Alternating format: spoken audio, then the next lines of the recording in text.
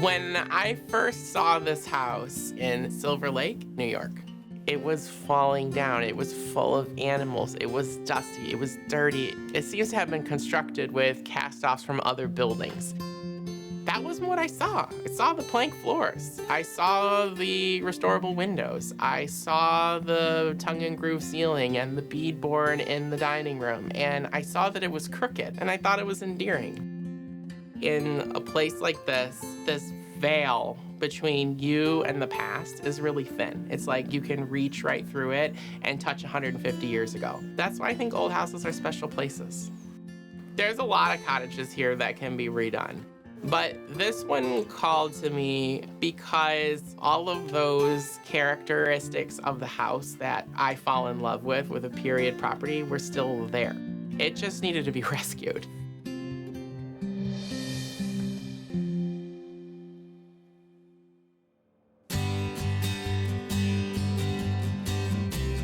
Silver Lake is a small cottage community on the shore of Silver Lake, outside Perry, New York. That is about halfway between Buffalo and Rochester in the heart of Western New York. It was originally settled as a Methodist camp. I'm Bradley Huber. I moved here because Silver Lake has an incredibly strong sense of community. This is a small village, but it has city-like characteristics. It's compact. The houses are close to one another, and it's really walkable. This is part of the Genesee Valley, and the Genesee River just sort of winds its way through, cutting its path towards Lake Ontario. It carves these beautiful gorges. It cascades over these waterfalls that we go to look at, and is dotted with these charming little towns. I first restored a 1930 bungalow in Rochester, New York, and this will be the second house that I've done. This is an 1878 stick style. I think that the person who built that house would be shocked that it still stands today. It has more of an outbuilding quality or barn or shed. It's not exactly weather tight. After I closed on the house, we did do quite a bit to get it to where it's at now. We've got a couple rooms done, but a lot of this house is still a mess. Daniel's my boyfriend. He's a handy guy. He does almost all of his own contracting work. You made it, oh my gosh, thanks for coming to help. No problem. Of course. How was the drive? It was fine. We have got our work cut out for us. We always do. The biggest problem here is the siding. This siding looks like brick, but it's this old asphalt shingle siding that was added back in the 50s. We're going to pull the asphalt siding off and expose the vertical tongue and groove wood planks behind it. We'll add some stick-style trim, some half-round galvanized gutters, and repaint the house so it feels like it could have when it was built. The porch is probably this house's biggest issue, but also its greatest opportunity. We need to repair the foundation and correct its sag.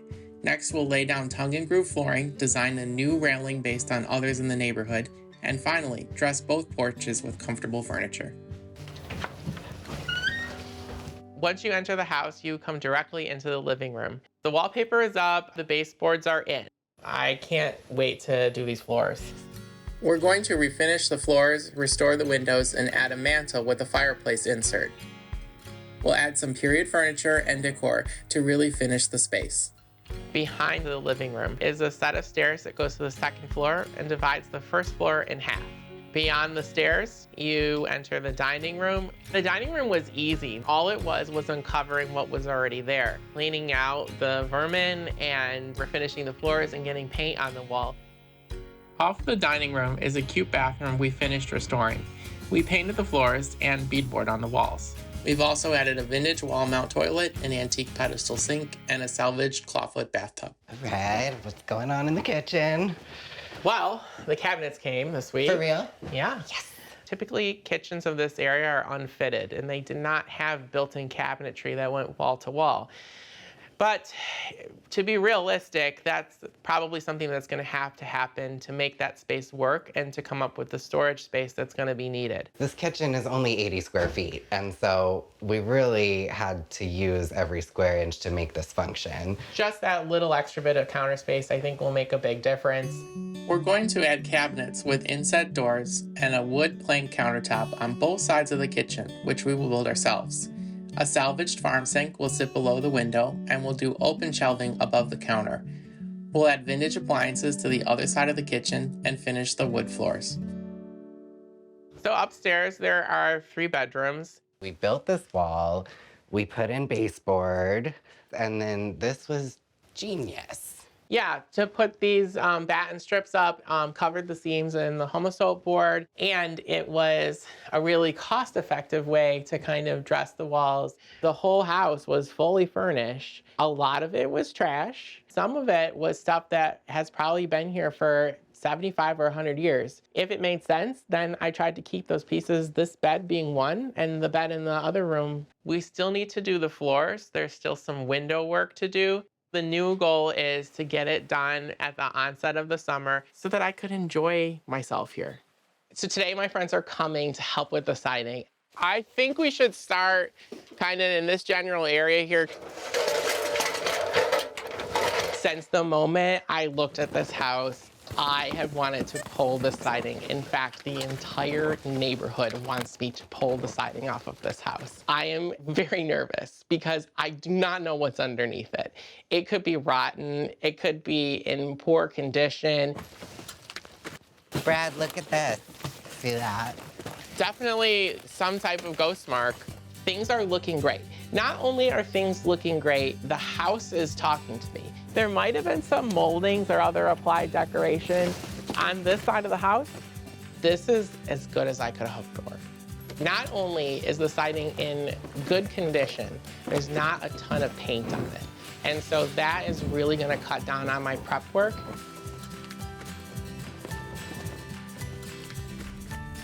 We know that this was an addition, but this vinyl's gotta go. So, But I thought vinyl was final. not today.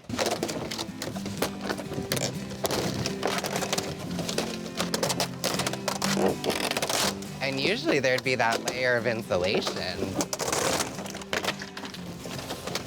Well, that was quick. The house is giving me a lot of clues about moldings that were removed probably when they put the siding on.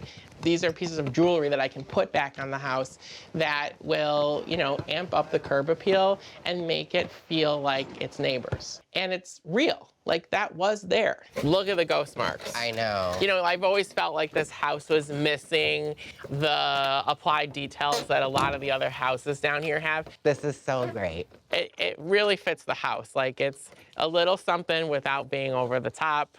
And also, like, it's not gonna be difficult for us to reproduce. The thing, though, that's jumping out to me right now is the railings. Yeah, so these railings are obviously not original.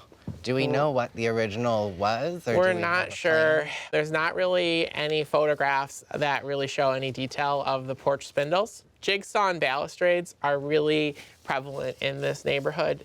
So something in between that And that. and that. Yeah. So potential pier repair, potential framing repairs, new flooring. We're gonna keep these, replace that.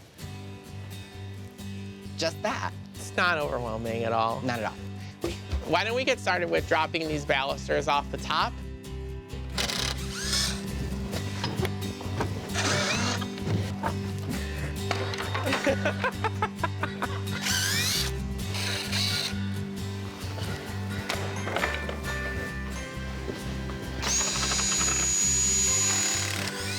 All right. Drywall screws, not great for building a porch. Look at that. All right. This is really bad. It looks like there's been a repair here, There's right? been a couple because this is new and has a joist hanger. Why did- This rim joist is pretty solid until you get to the last like 2 feet, and then it is all gone. It's just gone. Do you think that has anything to do with why the porch is sagging? I think it might be part of it. So, I mean, it's a challenging Can we site. just put it? Let's leave that right where it was. I've seen worse. Yeah, it's repairable. I don't think we have to like replace a ton of stuff here. we're gonna be able to make this right. We're gonna bring the mantel in today. This house never had a fireplace. However, we're down here now and it's cold. And so this will extend the season just a little bit on the front end and on the back end. It's not gonna keep the house warm in the dead of the winter. Getting the proportions right is really important to making it look authentic. I hope it's not too big. I hope it's not too small. Hi. Looks nice. So nice. So is this gonna be permanently affixed? No, I want to treat this as a piece of furniture because I don't want to create a false sense of history. It would be reasonable for people to think that this was always here.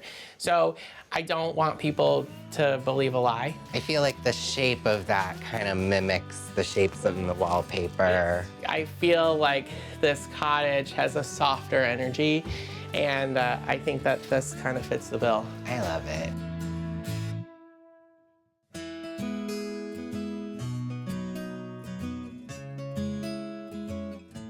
In the winter, this place is white and gray. It's not its most charming season.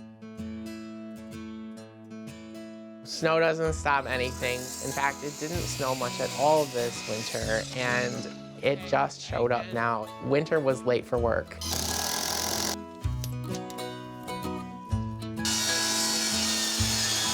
This porch turned out pretty well, I think. We replaced the rotten wood, lifted the front corner onto a repaired pier, and put new floorboards down. What's left is to put up the rest of the balusters. Right there. We have to cut this pattern into these balusters with precision so that when we put them all together, they line up and make perfect, or at least close to perfect circles. We have this little jig out of scrap wood, and it's a symmetrical pattern, so all we do is flip it. And then to do the center one, we'll just adjust where our jig is. We calculated it's about a little over 1,000 holes we have to drill. Once we do this and put it up, we know that it's gonna last forever and for always because it's made of PVC composite board. And once it's painted, it's virtually undetectable that it is not wood. I think it's gonna look good, especially when we get the top and bottom on there and frame it all up, it'll look great.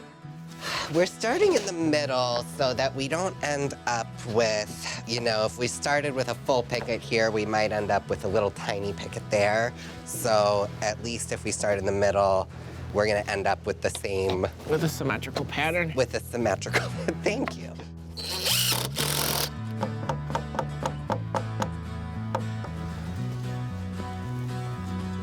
Yeah.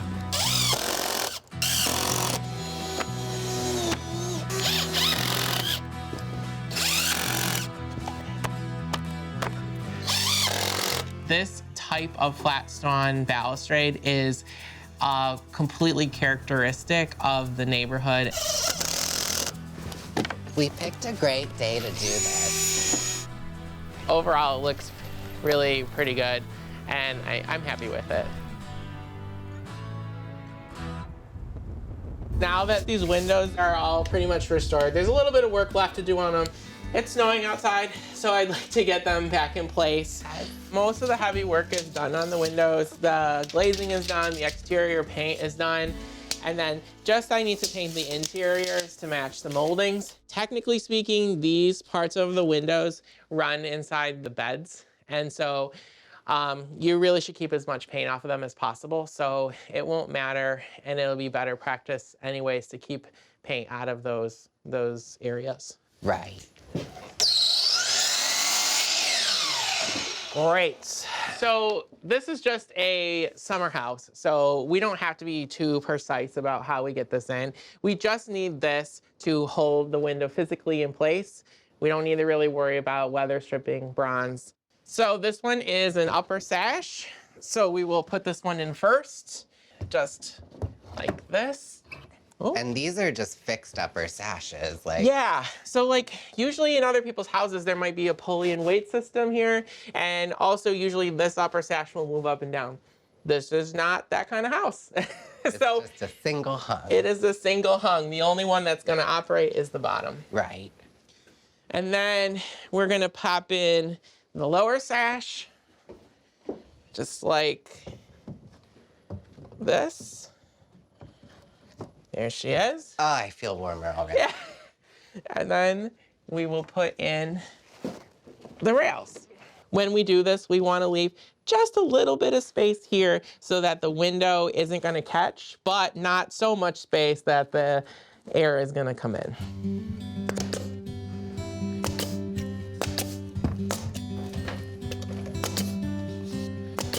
If we did this right, I can easily open that and close it.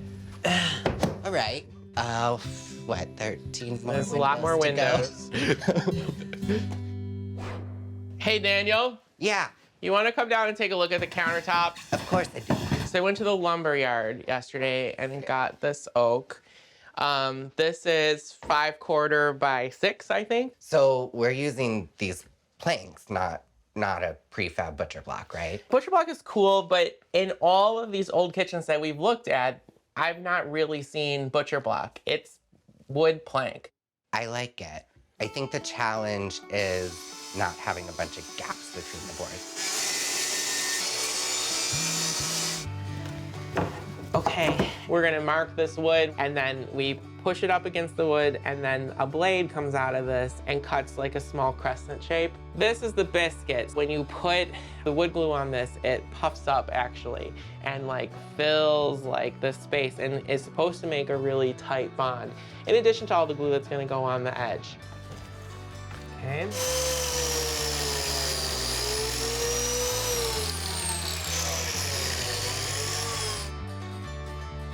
Do we have a wet rag to wipe up?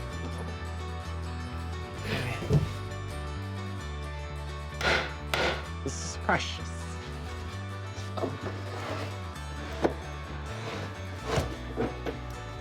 Hey! Not bad, not bad. The paint color was process of elimination. It couldn't be white, there's just too many white houses. I thought about yellow, but the house behind me is yellow. When you started crossing colors off the list, I was like, okay, well, red is the only one that's left. There it is. Stick work is a component of East Lake Victorian design. It's visually important, but also functionally important to the integrity of the house. Like kind of cinching the whole house together. That looks really good. Yeah, I think so too. I think it just really makes everything feel tied together. We could start clearing out the kitchen and addressing those countertops. Okay. First thing we have to do is sand them down, get them nice and smooth, and then we're gonna use some wood conditioner, put the stain on, and then once that sets up, I think we'll use tung oil as a finish to protect that. The house came fully furnished, but a lot of the pieces were pretty far gone. The house did come with a hutch, but I needed one with more storage space, so the old one went to a friend, and we are bringing in a larger one today. Are you feeling strong? I think it's probably 1880s or so. It's not like super Victorian. I think it's gonna fall through the floor.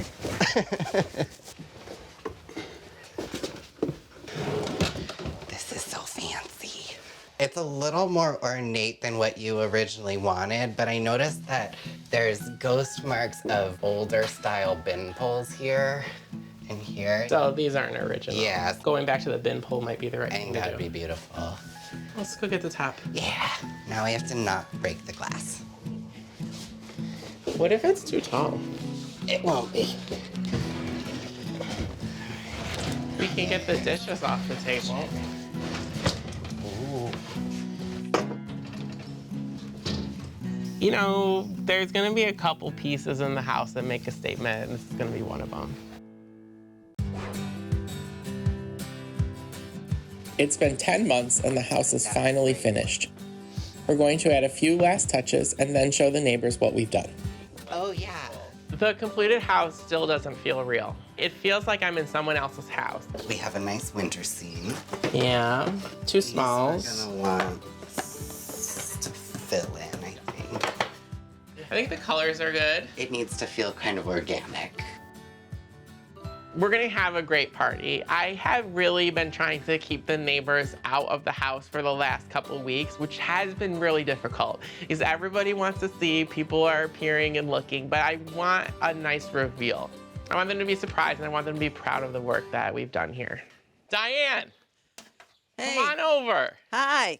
Oh, I remember when it didn't look like this. It was What? so ugly. You didn't like it. No. In 1953, it was all wrapped up in this brown brick, and it looked so ugly. Oh, you know all about this place then. I do.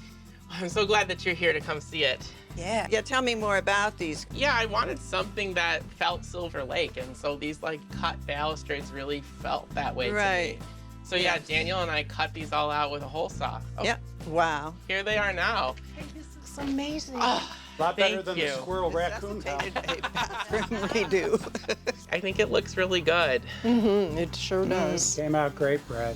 It makes the whole neighborhood better. Well, come on in. Let's see if it meets your approval. Thank you. I'm excited. Oh, Wow. The wallpaper is not exactly like the old wallpaper, but it's kind of like it. You honored that whole idea of the clusters. Well, yeah, and that's very that's what it sweet. is. That's but what it is. also the walls were in terrible condition. I had to do something to hide the flaws. Where did you get all your furnishing? All secondhand, almost everything. Like we went to the flea market last weekend and we got a ton of stuff. The sofa, I thought at first I was like, oh, it's a green sofa, but No, it looks I think it's fine. It's the right green. Yeah. Thank you, thank you. So you kind of walk into this living room and you think, oh, what interesting wallpaper. And then you move into the dining room. And I think it's at that point that I give up my identity as not an old woman, but, you know, a little bit younger. And this is not a museum. I love that picture. That's a Westwood Park. Yeah, that's a local artist. It's Her really pieces cool. are really, really nice. The kitchen was a challenging space. It was a tiny room with a lot of work to do. How did you choose the wood? I mean, I assume these are several pieces pressed together. Is this oak? No, this That's is 5/4 red oak. red oak. I felt it was the most appropriate Yeah. countertop for the period. The ceiling was here, just like that. Wow. So Amazing. we left it intact in all the rooms. Then there's this lake bedroom here. This is Daniel's art collection. Let's check out the primary. So this is the biggest bedroom and the one that faces the veranda. Oh my gosh. So Super cute. special. Up here, it was just scrub, paint, you know, do some molding work. Wow. Oh my. I really like it. Everybody thought I was crazy to take this house on. Some people who thought about purchasing the property were going to buy it with the intent to demolish it. We don't like to say anything's a teardown, but this was rough. This house was rough. All the cottages down here have names, and I never found the name for this one. I think that means that I get to make it up. Belclair, which means beautiful light. And I think that that's a nice name for the cottage.